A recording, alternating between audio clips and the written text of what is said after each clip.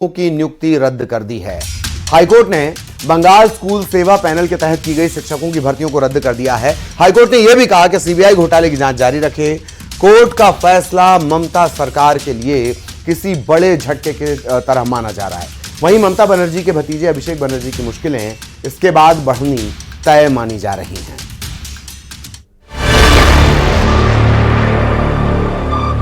पश्चिम बंगाल में शिक्षक भर्ती में घोटाले के आरोपों पर आखिरकार हाईकोर्ट ने मुहर लगा दी।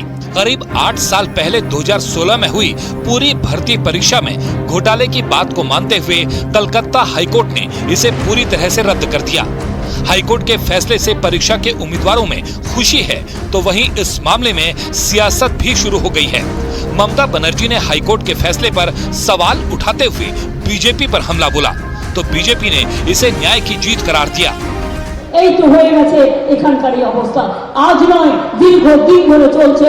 এটা বিচারপতিদের দোষ নয়, এটা কেন্দ্রীয় সরকারের দোষ। তারা বিজেপির লোক দেখে দেখে এখানে বসিয়েছেন, যাতে তারা বিজেপি পার্টি অফিস থেকে যা করে দেয় সেই জবটা তারা করে দেয়।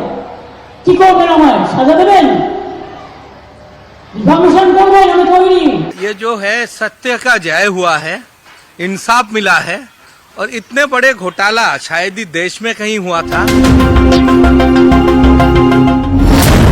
पश्चिम बंगाल में साल 2014 में एसएससी ने शिक्षकों की भर्ती का विज्ञापन जारी किया और 2016 में इसकी प्रक्रिया शुरू की गई।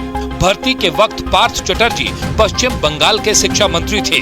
नियुक्तियों में गड़बड़ी के आरोप के हाईकोर्ट में याचिका दायर की गई, जिसने पूरे मामले की जांच सीबीआई को सौंप दी। सीबीआई की जांच के बाद ईडी ने मामले में पैसों के गबन को लेकर मामला दर्ज किया और कई जगहों पर छापेमारी की। भर्ती मामले में दायर याचिका में आरोप लगाया गया कि 5 से 15 लाख रुपए लेकर शिक्षकों की भर्ती की गई। कम नंबर पाने वालों को भी मेरिट लिस्ट में ऊपर जगह दी गई। साथ ही जिन लोगों का मेरिट लिस्ट में नाम भी नहीं था, उन्हें भी नौकरी मिल गई। इसके साथ ही बिना टीईटी पास लोगों को भी नियुक्ति देने का आरोप लगाया गया।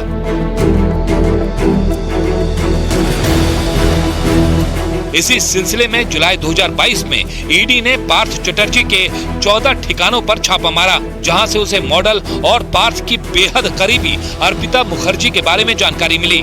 पार्थ चटर्जी के ठिकानों पर छापेमारी के बाद ईडी ने अर्पिता मुखर्जी के फ्लैट पर भी छापा मारा, जहां से उसने 21 करोड़ रुपए कैश के साथ ही 60 लाख रुपए की विदेशी करेंसी और 20 फोन जब्त किए। इसके बाद ईडी ने अर्पिता के दूसरे ठिकानों पर छापेमारी की और वहां से भी बड़ा खजाना हाथ लगा। अर्पिता के ठिकानों से करीब 28 करोड़ रुपए के 2-2 हजार और 500 रुपए के बंडल मिले। 1-1 किलो की सोने की 3 ईंट और सोने की पेन समेत 4.5 करोड़ रुपए का गोल्ड मिला।